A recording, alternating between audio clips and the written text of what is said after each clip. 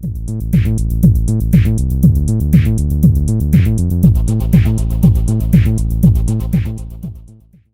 we've got a lot to fit into just 1 hour, so let's jump right in. Okay, first off, please feel free to record things, share it with your friends. I'm happy to get this information out there. No need to take a lot of notes. I'm going to video record it and put it on my YouTube channel. Also, I'd like to make you a promise. I hate it when I go to a conference or a seminar and the person tells me how great they are and why I should hire them. So today you won't get much marketing from me. It won't be a sales presentation at all. I'll let you behind the scenes. But since we're going to cover negotiation today, I'd like to make a deal with you. At the end, if I've done a good job, when we have the question and answer, please ask a few questions and make me look good. Because if you ask questions, the show organizer will feel that I've engaged the audience and invite me back next year. So let's help each other out. All right. Now, before we get started, I'd like to explain 2 rules that I live by in China. The first is the hope rule. Don't hope. What I mean is, if you've come to the trade show, you found a supplier that looks okay, and you're flying back home, and on the airplane you're saying, I hope they understood my contract terms. I hope they'll respect my quality. I hope they ship on time. If you have to hope things are going to come together for you in China, you've already lost. So the goal of today's presentation is to give you the tools so that you don't have to hope. You can know, I told it crystal clear to the supplier exactly my quality specs. I've put these project gates in place so I can rest assured it's going to ship on time. So I'm going to give you the tools so that you don't have to hope. And that reminds me of the next statement. In China, I like to say that nothing is easy, but everything is possible. It's not easy to set up a system to monitor the factory to get things done, but it is possible, and when it comes together, it can be great. Save a lot of money and grow your business. So it's not easy, but it's possible. Without going into sales and marketing, you can tell from the accent, I'm from the US. I grew up in the northern part near the Canadian border, and I came to Asia in 1993 as an exchange student. I thought I was going to come over for a 6-month, 1 semester. 2 children, a wife, and a company with 200 employees later, I've still been here the entire time. So I came over as an exchange student, studied the language in Manchuria, and then started working my way up and eventually started my own company, Passage Maker, back in the year, I think I started out of my apartment with 1 employee in like 1999. And then by 2001, we knew we were onto something, and I formalized the company, set up bank accounts and everything. So I started with 1 employee, and now we provide supply chain management services. That's a fancy way of saying we're responsible for finding and managing suppliers in China, and my customers sell onto these retailers. So that list isn't my customer. My customer would be a person like you that sells to those famous brands. And the reason I was asked to present today is early on in my career, I made a lot of mistakes. I fell for scams. I had my shipments delayed, missed quality targets. So I learned a lot early on, and I'm going to share with you some of the lessons that I learned along the way. So I don't want to stand up here and say, hey, I'm a China expert. I know everything about China business. To the contrary, I've made so many mistakes. I'm just here to share with you in hopes that you'll learn from my lessons. Okay, I was asked to start off the presentation by talking about scams. A lot of people, especially if you're one of these e-buyers where you purchase online, you don't meet the seller face to face, you're in a position where you could encounter a scam. The good news is, here at the trade show, most of the suppliers have paid a lot of money. They had to organize visas to get to Hong Kong. The trade show is not cheap by any means. It's thousands and thousands of dollars even for the smallest booth. So you don't have scam artists here at the trade show. But if you go online and start looking for suppliers, you are definitely going to encounter scams. So how to tell the scams? First off, if your orders are small, know that you're particularly targeted. By small, I mean under $10,000. If you're under $2,000 and you're buying from a wholesaler or a factory outlet in China, you're definitely going to run into scams, so be careful. If your product is small but of high value, like an SD card, you're particularly targeted by scam artists. The reason is the borders are very porous. The express companies and the Chinese government and the US government on the inbound side, they don't have the ability to check all of these express packages. The scam artists know this, and often they convince you to pay them after it's shipped So basically they send a box that looks like something's coming your way, but inside is junk, and you've already made your payment. So if you're dealing with something that is high value, small size, like electronics, chips, accessories, be very careful. I'll talk about buying Western brands in China in a minute. Also, when I look at it, when someone, and I'm contacted almost every day with a story like this, Mike, I found a supplier online, and I think that they just disappeared, they're not paying me, they don't respond to my emails, I've been scammed. Generally it falls into three categories. The first category is it's a real scam, meaning there's somebody out there that pretends to be a factory, gets the order, disappears with the money. We're going to talk about how to avoid that today. The next is a bad supplier, where it's a real company, but maybe they don't have good project management. Maybe they got sick of dealing with you because you have high quality requirements and that they can't meet, so they just ignore you after they get your deposit. So that's a bad supplier, not necessarily a scam. And then the third, perhaps the most prevalent, or that happens all the time, is where the buyer is inexperienced and they blame the supplier. Oh, you scammed me. But in reality, that buyer didn't issue purchase orders, didn't do any due diligence, didn't do any auditing. Yeah, maybe the supplier took advantage, but it was an inexperienced buyer that caused the problem. So you're at a high risk of having problems if you're a sloppy buyer, meaning you don't follow these basic protocols. And today, don't worry, we're going to talk about them in detail. Okay, if you're sitting here and you think that you can buy Apple or Samsung or HP products from the Chinese factory out the back door, think again. Everybody knows the stuff is made here, but it doesn't necessarily mean it's available here. For example, when I go out and buy an iPad for my children in China, I actually pay a higher price in China at retail or wholesale level than I would in Hong Kong, Dubai, Singapore, or USA, for example, because the tax structures are different. So just because it's available here at the wholesale or retail, that includes e-wholesale, it's actually less expensive to buy the made in China product back home when we're talking about famous Western brands. And you might think, oh, but I've got this broker is giving me a special connection to the factory. Foxconn that makes the Apple products is going to make 10,000 units for me out the back door. No way. The scam artists know that that's a sexy marketing message, so that's how they hook you. Apple, Samsung, whatever famous brand, they control their suppliers very tightly. They know how many units have been made. They want to make sure there's no gray channels, so these backdoor factory connections just don't exist. So when some scam artist says that my cousin is the QC manager at Foxconn and I can get you 1,000 iPads at a discount, it doesn't exist. Okay, now why do these scam artists target the small buyers? Because there's a lot of them out there. For every buyer that's purchasing $1 million, there's 1 million buyers purchasing $1,000 or less. And with the internet, it's so easy for the eBay power seller back home to find a Chinese supplier. Also, a lot of these new buyers don't know the deal. They don't know what is a scam, what isn't, and they're easy to trick. And finally, the suppliers, the scam artists, know that if you've placed an order for a couple $1,000s and they scam you, take the money, are you going to spend another $1,000 on legal investigations and coordinate the embassy to chase these guys? No, you're going to take your lumps and your loss. So these scam artists know that.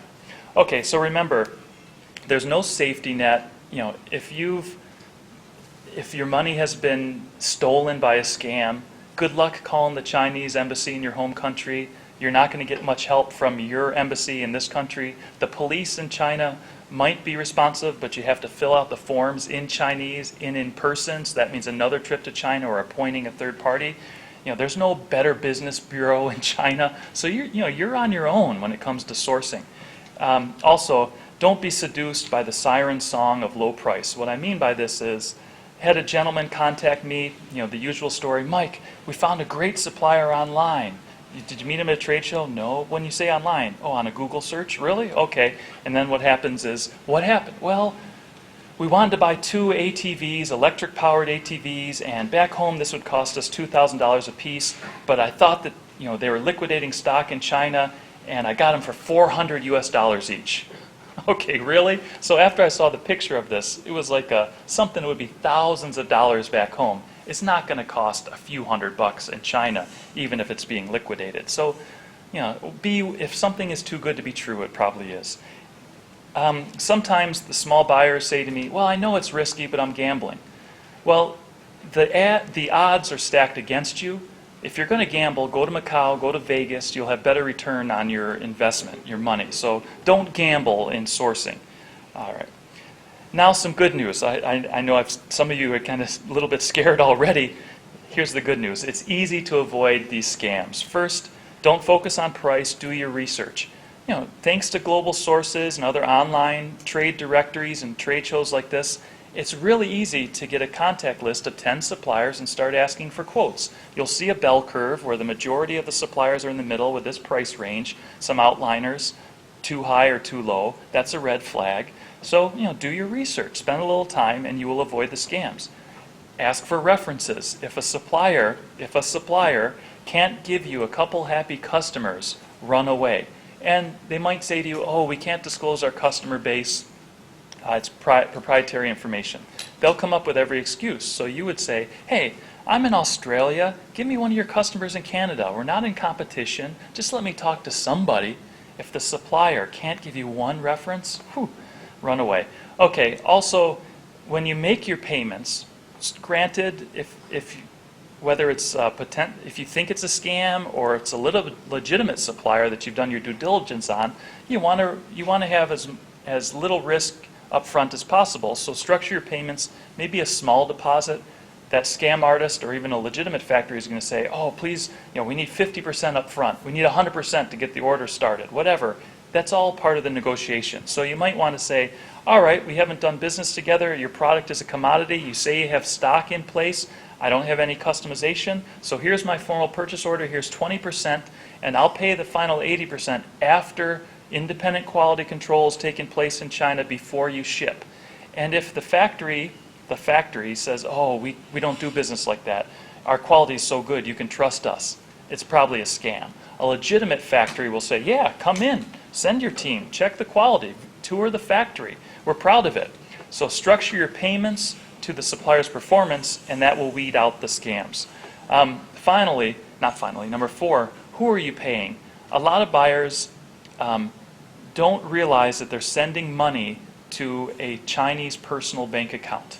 Often the Chinese is translated into pinyin, and if you don't know Chinese or get it translated, you wouldn't know. Is that a company name or a Chinese person's name? And anybody that has a little experience in China understands the language can look at it and say, oh, that's a company name, that's a personal name. Don't send money to personal accounts. That's the scam artists, what they do. The scam artists that target foreign buyers set up a nice website.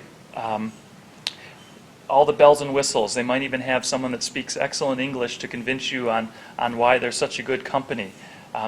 Looks good, great pricing, and then they say, all right, let's do some business. Send us, you're buying 10,000 units. Send us, hey, we're going to be gentle. Just send us $2,000 to start the order to the bank account. Okay, well they're not planning to ship anything. It's a scam. So once they get enough money in their account, they just close it down, change the website address, open another bank account. So personal bank accounts are very easy to set up and close. A corporate account with a registered license behind it, that's different. So who are you paying?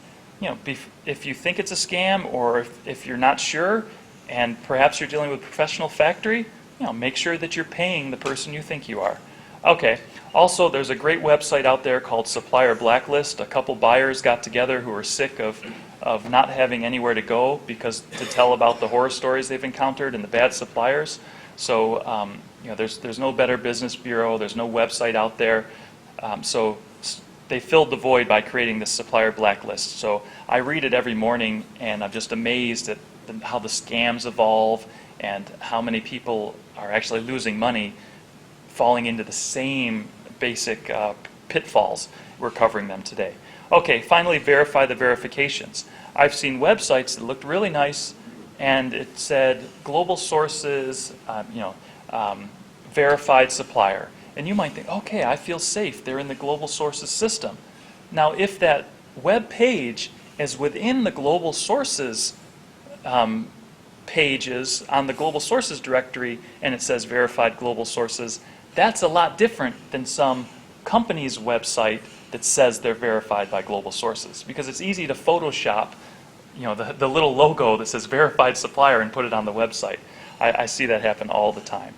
Okay, the good news is that scams are easily avoidable if you know what you're looking for. So now let's focus on how do we structure the relationship to benefit us, the buyer, with a legitimate factory. So scams are out of the way. Now this is a bit hard. The next question, Global Sources asked me, said, Mike, teach everybody in a couple slides how to find the perfect supplier. And I thought, well, it's taken me 15 years living in China to figure that out. I wrote a book that has 300 pages answering that question. I did 10 videos for Global Sources on their buyer education section. You can see these pages or visit chinasourcinginfo.org. And now I'm going to take all that information and put it into one PowerPoint slide. So here we go. Of course, it's oversimplified. First, if you don't know what you're looking for, every road will take you there. What I mean by this is, before you start talking to suppliers, before you go to the trade show, ask yourself, what would the ideal supplier look like? The beauty of China is, it's not a problem to find a supplier. There's too many suppliers out there. If you're buying watches or microphones, there might be 400 manufacturers that are legitimate. So the question is not how to find a supplier, it's how to find the best supplier for my particular needs, price, quality, lead time, whatever. So be specific. Write down, okay, I want to use the port of Hong Kong because my other suppliers are in South China, so my ideal supplier of microphones will be in the Pearl River Delta. Also, I'm expecting to sell to my Japanese customers, so this factory needs to understand Japanese packaging requirements, language requirements, whatever. Also, they need to have a certain capacity and they have to have access to certain raw material. It's going to be different for each person in the audience, so write down what's important for you.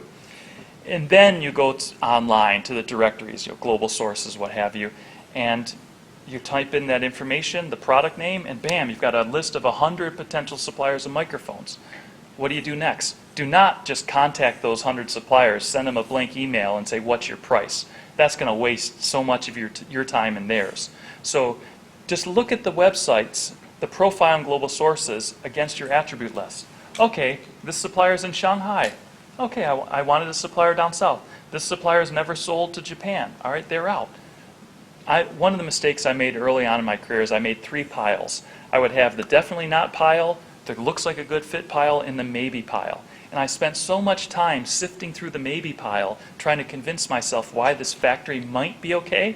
Just have a perfect pile and a not perfect pile, because there is a good supplier out there, so be picky and you will find them. So I haven't contacted those 100 suppliers. Just by looking at their web profile against my attributes, I've narrowed it down to 5 to 15. I like the smaller the better, about 5.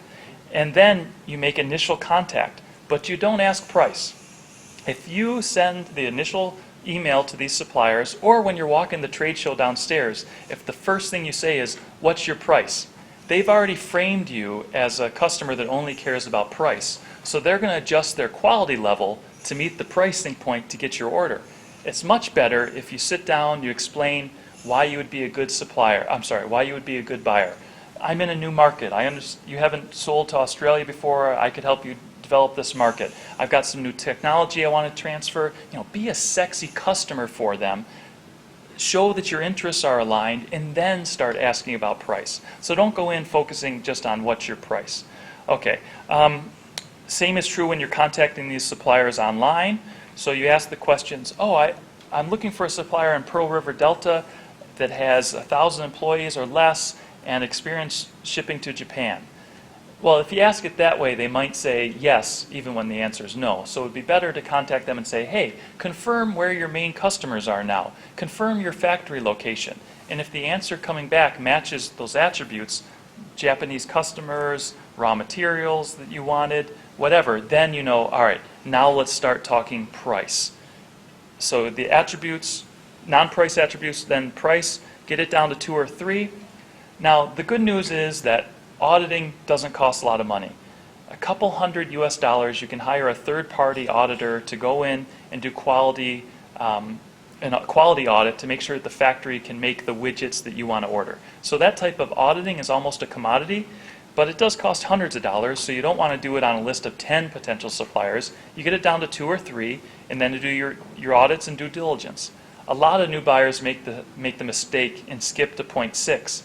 I encourage you to do a test order. If it's the first time you're dealing with a new supplier, especially if it's the first time that supplier has maybe tweaked their product for your specs, there's going to be problems. You're going to need to do some hand holding. It's a lot more work. So do a test order first, not only to confirm that the factory's got it right, but that you got it right with your customers' expectations, no surprises, clearing customs, no tax issues, no breakage. Do a test order first, and then place the big bet and do the full order. So there's 15 years of experience into 6 points.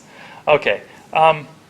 Now, early on we talked about scams, but let's assume that the company you're dealing with, it's not a scam. They clearly have assets. They're a real company. They have references. How do we determine if they're a legit supplier? Meaning, are they a good supplier? And before I give you the free tools, let me give you the inexpensive tools. So obviously, there's auditing, testing, inspection, and you will know more at the end of this hour session than I knew 15 years ago, 16 years ago when I started my company. In the beginning, I wasn't clear what was the difference between auditing, testing, and inspection. What's the difference between QA and QC? I didn't know. So let me tell you in case you're in the same situation. An audit is a review of the factory, of the system. Are they ISO compliant? Do they have good paperwork? Do they have a training manual to educate new staff on how to make the product? Then there's testing, where you're pulling a product off the assembly line from that factory, sending it to a lab. Is this one sample compliant with American, Japanese, Jordanian, Jamaican standards? Whatever is important for you. So testing takes place in the lab, auditing is of the factory as a whole, and inspection is of your order.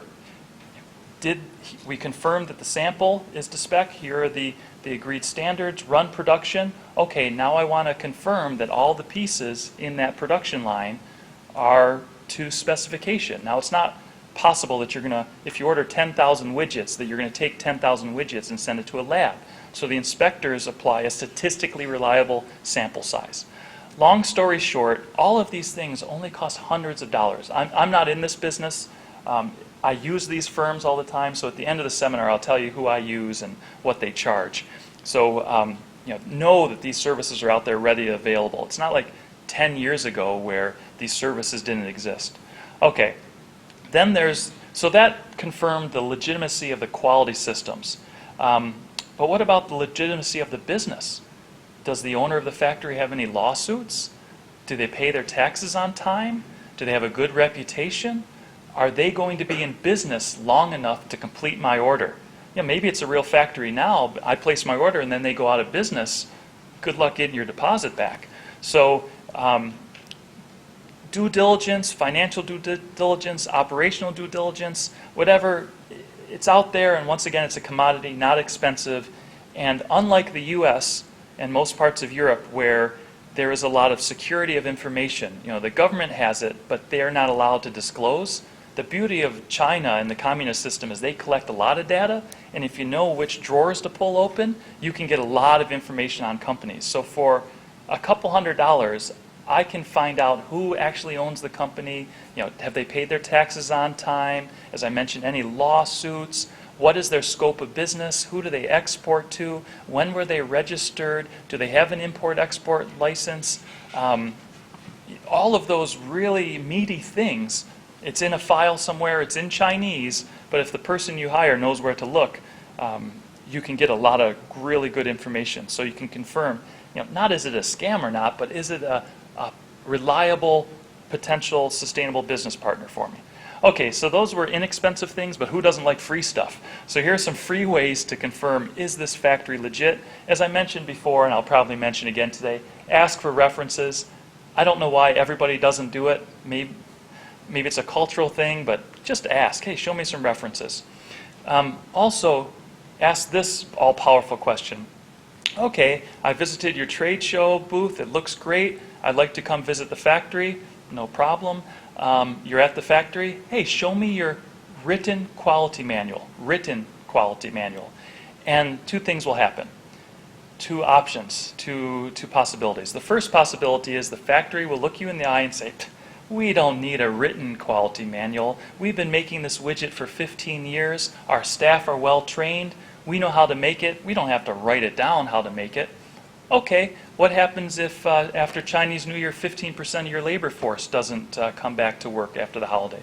What happens if some of your key managers leave you and start a factory next door? What happens if you have a flood and you need to move your factory? What happens if, because Guangdong is getting too expensive, you move to Chongqing, and are you going to be able to replicate all of this internal information? It's crazy to run a factory without an ISO compliant written quality manual. The other option, the other response when you ask, show me your written quality manual, the professional factory is going to say, I'm glad you asked. We spent so much money on ISO certification. Let me introduce you to our ISO representative. Here's the factory floor. Here's how our traceability and documentation.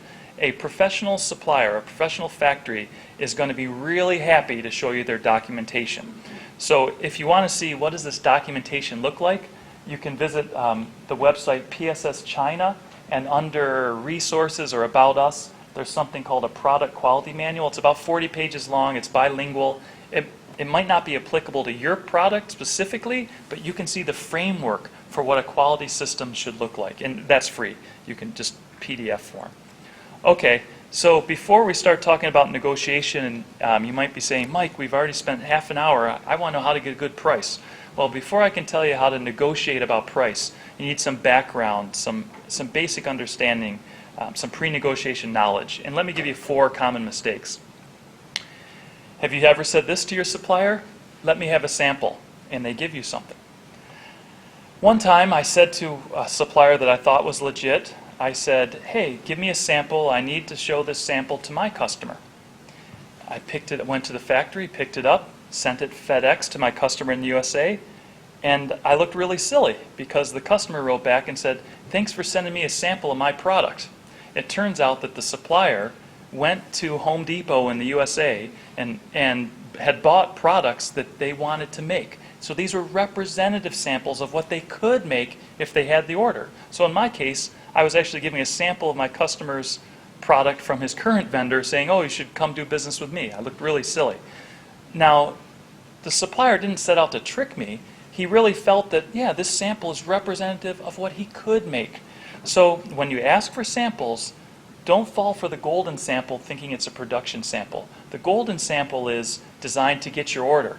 You know, maybe it came from the marketplace, maybe it wasn't even made at the factory. If it was made at the factory, you know, it's the best stuff they have that they're going to take to the trade show. Their best engineers, their best equipment, their best raw materials came together to make that golden sample. It's perfect. That's different from saying, hey, can I have a production sample from the product that you're running right now? That might be more realistic.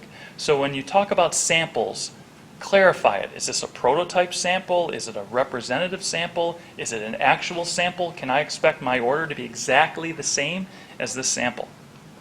And that ties in with the next question. Don't walk around the trade show or going online saying, can you make this? With enough money and time, I'll make you the space shuttle. But I can make you the space shuttle in theory. That's a little different than if you want me to make the space shuttle today, or have I made the space shuttle? China put a man in space. They built the Great Wall. Yes, things can be done in China, and the sales guys will say, yes, we can. Amazing things have happened. That's a lot different than saying, have you made this widget before? Have you made this microphone? Show me. Have you made this part in the last 2 months? So don't ask, can you make it? Because everyone's going to say yes, and you don't want to be the guinea pig customer with a factory that's starting a new production line based on your order. You want to work with the factories who have established experience. So don't ask, can you make this? Say, what have you made? Or show me how you make this. Ask the question in different ways. Also, you need to be aware of that payment terms and ownership terms are very different. I'd like to explain a little bit about the difference. Incoterms define ownership.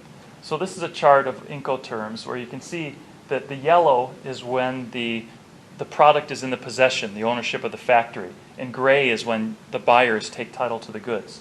So the most common one is FOB, freight on board, where, as you can see, the supplier transfers ownership to the buyer when it's at the Chinese port. The problem is some new buyers ask the supplier, what are the terms? The supplier is thinking Incoterms, so they say FOB. And you're like, great, you're thinking I'll pay you when it's on the boat. That's safe for me. No, that supplier might be thinking the payment terms are 100% up front, but you can take ownership to it when it's on the boat. That's very different. So you always ask, what are the payment terms and what are the Incoterms? And this next one is understand the danger of EXW. So EXW is you take title at the factory. That means you're responsible for paying local taxes, you're responsible for the import-export license, organizing it, you're responsible for organizing a Chinese guy in a truck to drive across the country and get it to the port. Now, I've been doing this for 16 years, and I don't buy EXW very often when it's going to ship overseas. I buy EXW when it's going to be assembled in China or further value add is taking place on the ground in China. But if you're buying a finished product in China to ship overseas, stick with FOB. And that brings this issue of price versus cost. EXW has tricked a lot of buyers into thinking, I found a great price product. So you ask two suppliers of microphone to give me a quote. One is $1.50, the other is $3. And you think, okay, $1.50, that's a great price. Later you learn that the expensive price included getting on the boat, including packaging, including a warranty, whereas the $1.50 was EXW. At the end, that $1.50 supplier might cost you $4 to get into your hands. So be aware that price and cost are two different things. Okay, now let's talk about negotiation. Here are 4 general tips.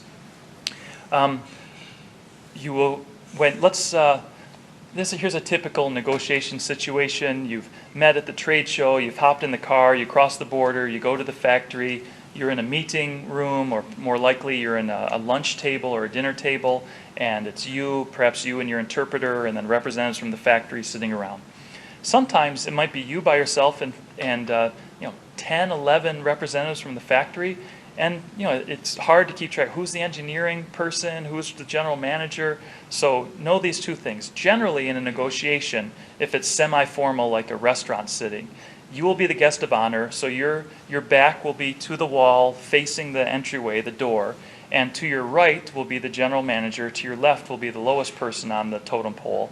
So general manager, vice general manager, quality director, quality assistant, sales team leader, salesperson, clerical staff, translator.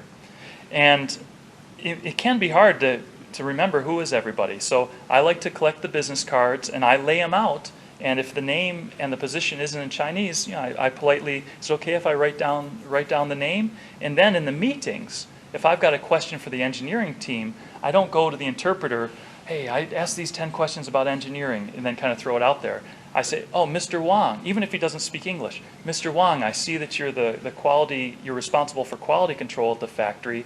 What are your thoughts on ISO, or what are your thoughts on blah, blah, blah? You look him in the face so that you're building a relationship with him, and then the interpreter serves as your voice. But you want to build a relationship with the decision makers, so don't make this mistake.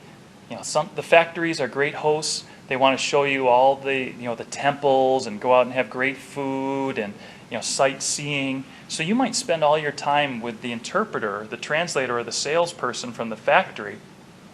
You think you've built a great relationship by spending so much time, and then you place the order and realize that those low-level employees switch every 6 months, or perhaps that salesperson was hired just for the trade shows because he or she speaks English, and now you don't have a one-on-one relationship with anybody at the factory. So when you're at the factory, find out who's who and build a relationship. You don't have to speak the same language to build a relationship. Okay, this one's a little bit fun. Who's been to China already and sat in on negotiations? Has anybody? All right, and how many times is everybody familiar with baijiu? That little alcohol, the strong, the white liquor. You've seen this? Okay, I see some hands. The drinking culture and the business culture there's no stigmatism with alcohol coming out at lunch or especially dinner. Some of the business that I've done in Heilongjiang and up north, alcohol came out at breakfast. So there is going to be an element of alcohol sometimes, and often I found it's not like they're trying to get you tipsy and sign a contract. Here, have a shot and sign the contract. It's not like that. Sometimes the employees at the factory, maybe they haven't spoken English in a while, and they're loosening up a little bit with a few drinks. It's also a sign of respect to welcome the guests with a small drink. So let's go back to that table that I discussed, where it's you and the team from the factory together, and you're sitting there, and the translator to your left will say, Mike, thank you for coming all the way from Buffalo, New York. It's a pleasure to have you at our factory here in Dongguan. Can I have a toast with you? And you look at this bottle of baijiu. It's not so big, and the shot glasses are so small. So you say, oh, okay, I'll have one. Ganbei, cheers. Wow, that's some strong stuff. Don't want to do that again.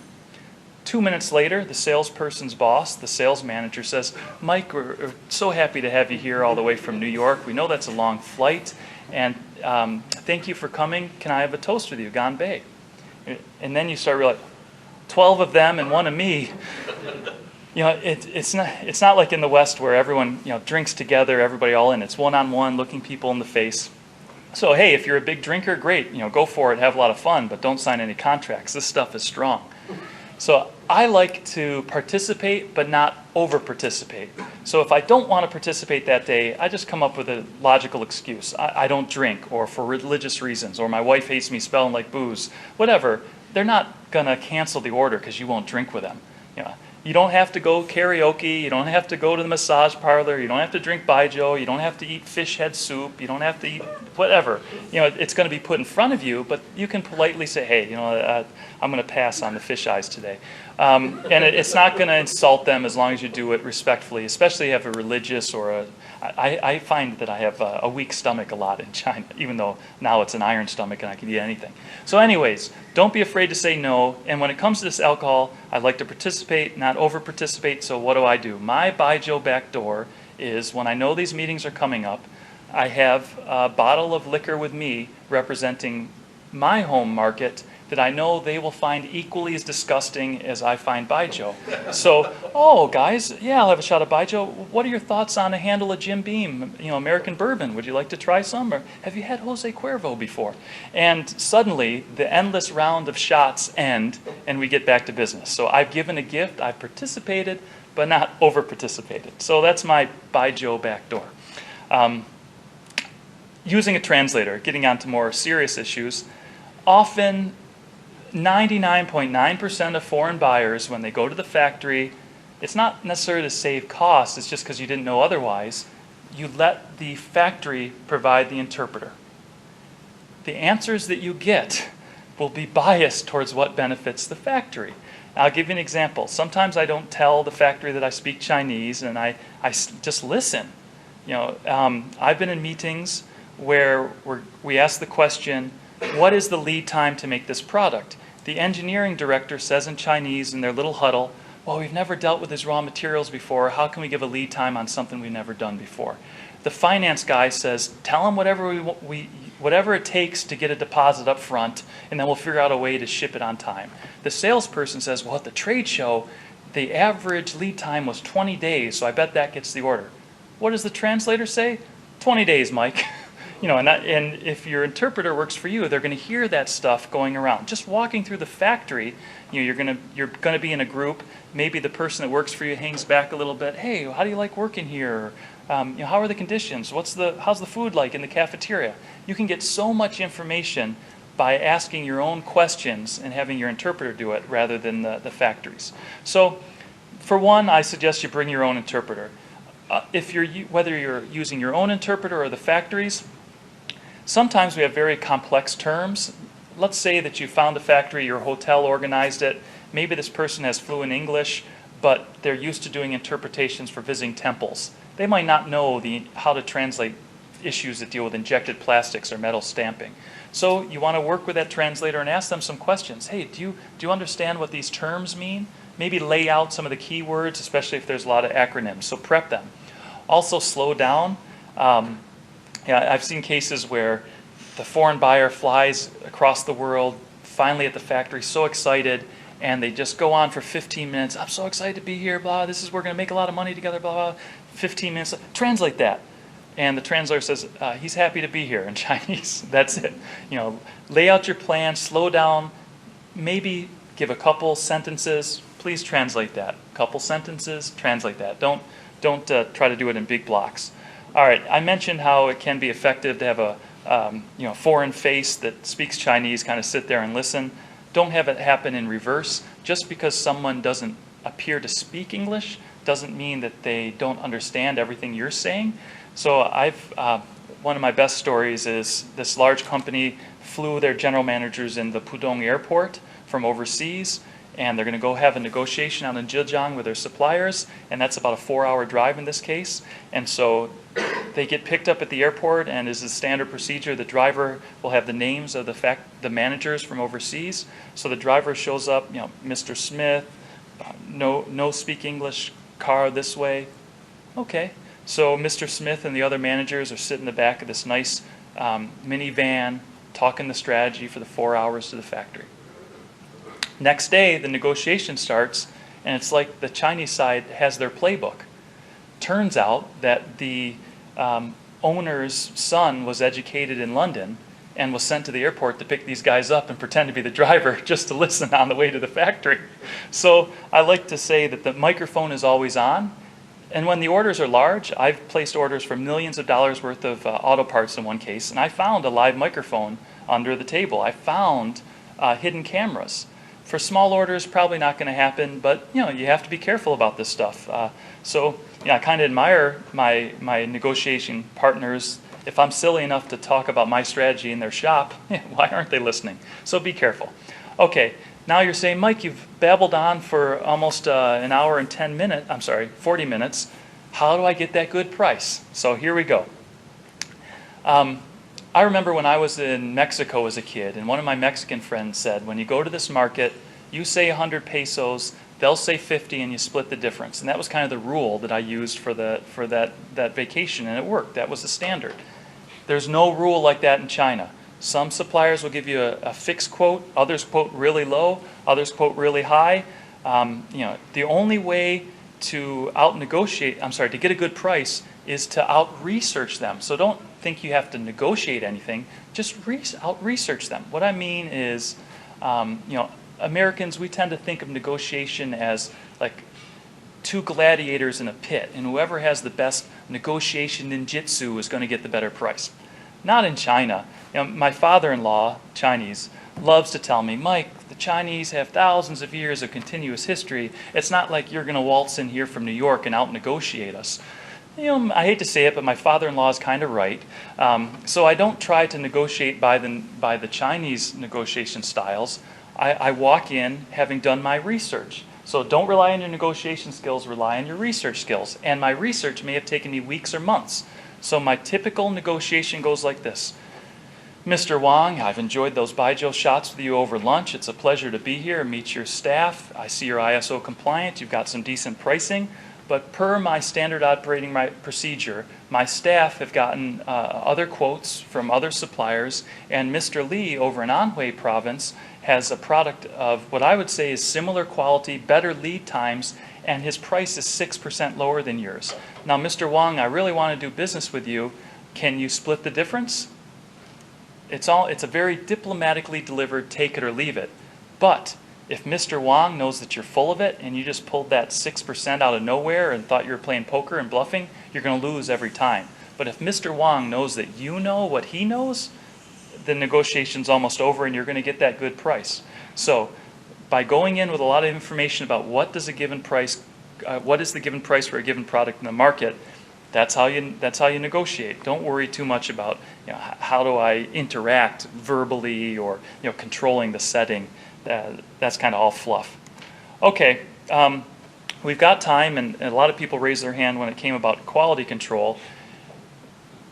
Quality control, project management, this all comes down to communication. So often, the China side didn't really understand your expectations, and that's the root cause for why they didn't meet your expectations. So I love this diagram where you've got a pedestrian asking the police officer, how do I find the bank? And the police officer knows. He gives the directions, go forward, roundabout, take a left. But after go forward, the supplier's already lost. So you don't communicate it verbally, you communicate it in written policy, and then you ask the question 10 ways, did you really understand this or not? I'll get into it. So I like George Bernard Shaw. He says, the single biggest problem in communication is the illusion that it has taken place. Now in China sourcing, you might have sent your purchase order to the supplier, you might have specified all your specifications, but if the supplier didn't absorb that information, there's a high likelihood that the product might not get produced. So how do you communicate these expectations? If you don't, I'm going to read this. If you don't state exactly what you want, you will get exactly what you didn't ask for. Let me give an example. I had a customer, they're really excited to get this toy out for Christmas. It was a fire truck, and it had to be, his specification was fire engine red. Okay, now supplier wants to do the right thing, so the Chinese supplier goes down to the firehouse in China, and they want to get the spec for what is the fire engine red. Unfortunately, the fire engine at that factory, at that fire hall in China was kind of like a puke orange, puke yellow. So all of these toys show up looking nothing like the customer's expectation of what a fire engine red should look like. So these are all fire engines, and they're different degrees of red. So how do you get around that? I would say to the supplier, okay, I need fire engine red, but allow me to clarify what is fire engine red. It's PMS code, ZEX123. Also, here is the darkest red I will accept. Here's the lightest red I will accept. Put yours in the middle. Hold it at arm's length under natural sunlight at 12 noon, and tell me if it's in the middle. That's a bit of an exaggeration, but you need to write down scientifically how to confirm if it is or isn't a spec. Don't say things like, give me top quality. Your top quality, their top quality, who defines top quality? If they make a mistake, you can't go to a court in China and say, oh, I told them top quality. What is top quality? Define it. Don't assume that the supplier knows your standard. Everybody might know that in the US we don't use metric as much. Supplier might not know that, so all of a sudden your product shows up with metric screws and bolts. It's up to you as the buyer to explain to the supplier exactly what you want.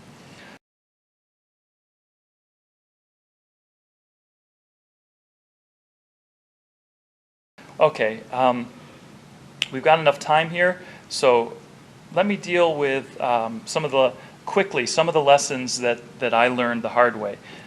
We talked about linking payments to performance.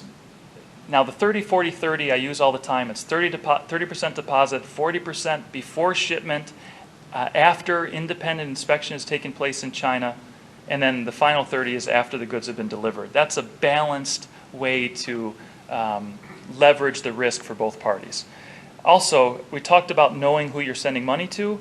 A good rule of thumb, and that's why I highlighted in red, make sure that the name in Chinese is the same on your contract, the same on the bank account, and the same on the factory gate. If those are the same, then you know who you're dealing with. A lot of buyers make the mistake, and the suppliers aren't necessarily trying to trick you, but they say, oh, you want to pay in Australian dollars, you want to pay in US dollars, just send the money to our Hong Kong trading company. No big deal, right? But you signed that contract under seal with the Chinese factory. Chinese factory screws up, you want to take them to court, what happens? The factory says, yeah, we have a contract with you, but we haven't received any money.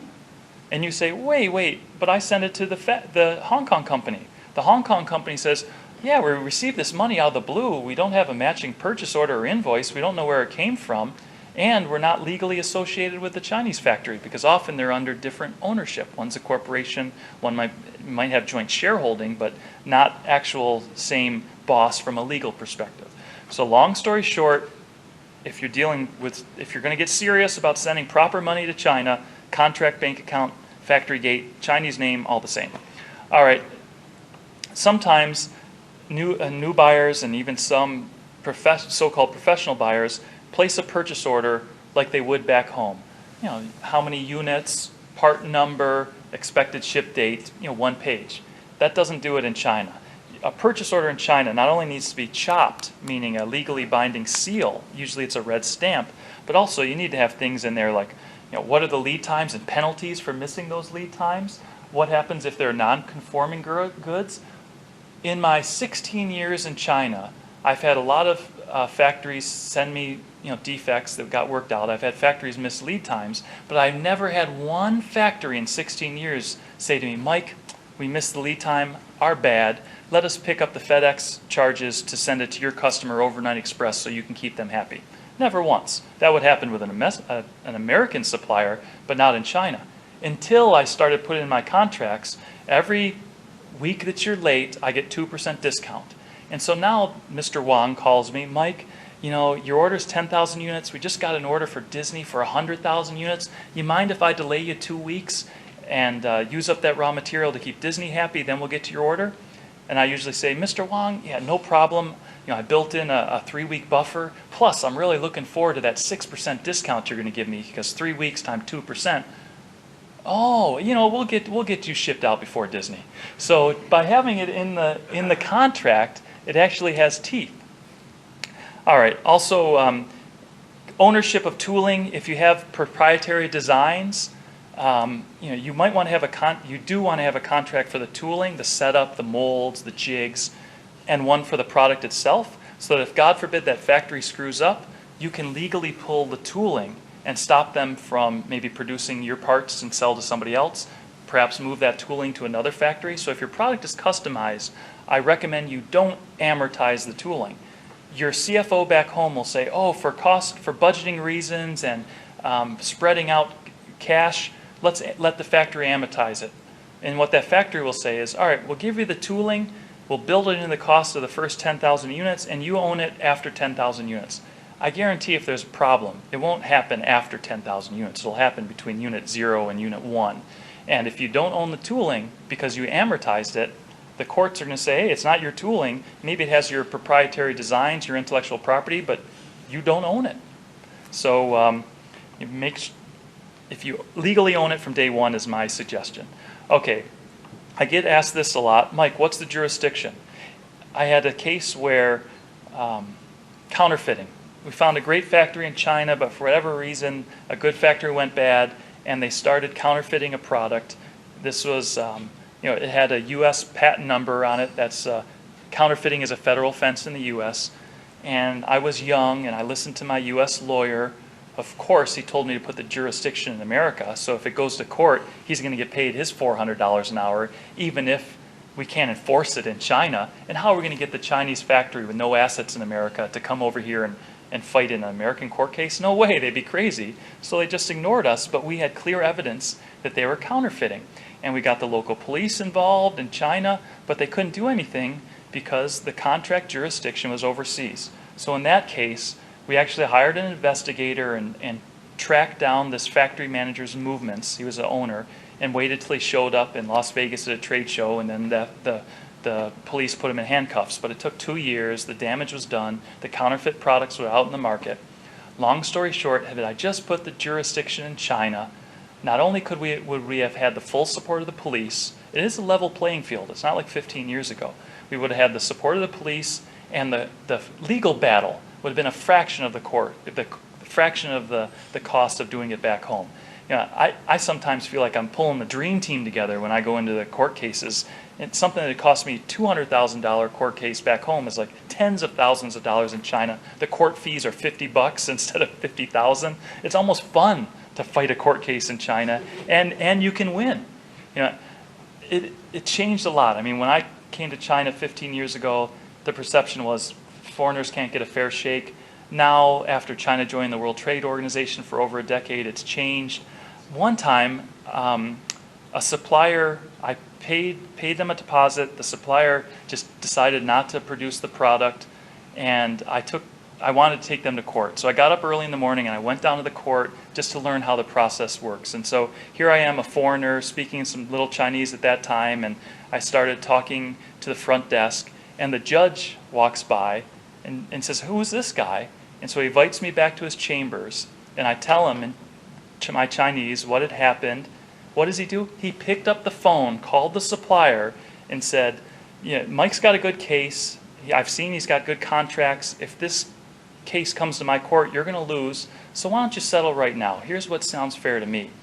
and I got my money back. I think it's illegal for a judge to help like that in most countries. But in China, the Chinese judge went out of his way. Maybe he had a lot going on. Maybe he was just happy to see a foreigner kowtowing at the door. I don't know, but I got a fair shake. No, I didn't get a fair shake. I got an unbiased shake in my favor in a Chinese court of law. And I've seen that happen a number of times.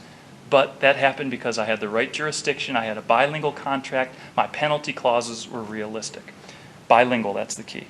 Okay, a contract, purchase order is not just what product is going to ship when. It has to be backed up by, the QC plan. My contracts are sometimes 15, 16 pages long, where the first page is your standard purchase order, then attached is all the material specifications, what are the ship dates, what are the penalty clauses, non-compete, intellectual property, all that stuff. You might be saying, hey, 30, 40, 30 is okay, but I want to get to a situation where I pay the supplier 100% 15 days after it's delivered. It does happen, it just doesn't happen overnight. So my last point is make a roadmap, meaning when you find a supplier, tell them, hey, I'm a good buyer, I'm going to pay on time, I'm going to be clear with my quality requirements, I'm going to be a good customer, I'm going to help you open this market, and on next order, instead of 30, 40, 30, I'd like it to be 30, 70. And then you lay out a roadmap, so eventually you're paying them after it's delivered. So even if you're a small or mid-sized buyer, you can get to net terms, but you need to lay out a roadmap.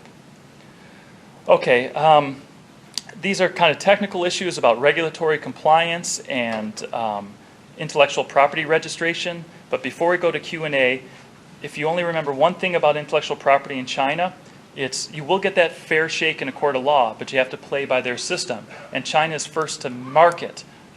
China's first to register rather than first to market.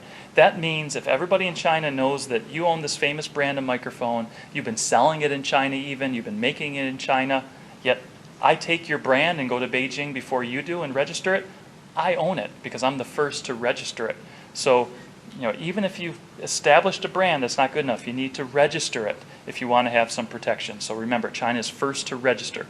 The good news is that finding English-speaking Chinese lawyers and the court fees and the process is transparent and easy to do. It's changed so much. If you're worried about these other issues, how to limit exposure, monitor, and enforce, if you visit my blog, chinasourcinginfo.org, or you look up Mike Bellamy China on YouTube, I have a channel, and I did an hour seminar just on this topic. I also did an hour seminar on regulatory compliance, which means you're buying this microphone and you're selling it to a customer in Japan, selling it to a customer in America, customer in South America. How do you know those different governments have different standards for, is this product safe? Is it labeled correctly? There's no governing international body. The United Nations doesn't have a plan that tells you how to export your microphone to anywhere in the world. You have to go to each country, and it takes a lot of work. So if you're worried about this, know that there are ways to gather the information and then work with your suppliers to ensure that they meet those specs. Just one thing, if I may, it's not enough just to get that product compliant. The governments are pretty good about saying, you're buying baby clothes. Now this is electronics. You're buying this electronic part, and there can't be any sharp edges that would cut you. Okay, that's obvious. That's a clear standard. But the government won't tell you if you're buying 10,000 units that you should inspect 5 of them for shards. So what happens if you have a recall or you're in a court case? The lawyer that's on the opposite side will say, show me your compliance system. Show me how you confirm that your supplier doesn't have lead in the paint. And that's a lot of work. It's because there's no written formula or written system. It's highly dependent on which countries, which product, toys versus medical versus automotive versus microphones, totally different. Long story short, when you're small, okay, the downside of a recall, yeah, you go out of business, but you're just starting. When you're larger and have a brand name, you need to be really concerned about regulatory compliance, especially if you're going international. So long story short, if you want to know more about that, you can check it out on my blog or at the video tutorial on YouTube. Okay, I told you that I wouldn't promote my company, but I said nothing about a shameless plug for the book that I wrote. So here is it's available on Amazon, or you can go to my website, and if you buy on the website, on my website, you get some free video tutorials and some other access to the templates, like what should a purchase order look like, what does a contract look like, non-disclosure agreements. So That's basically the operation manual for the company that I wrote. I went to a beach in Thailand for 3 months, took a sabbatical and wrote it. It's online, it's out there, so if you're interested, you can find it on Amazon.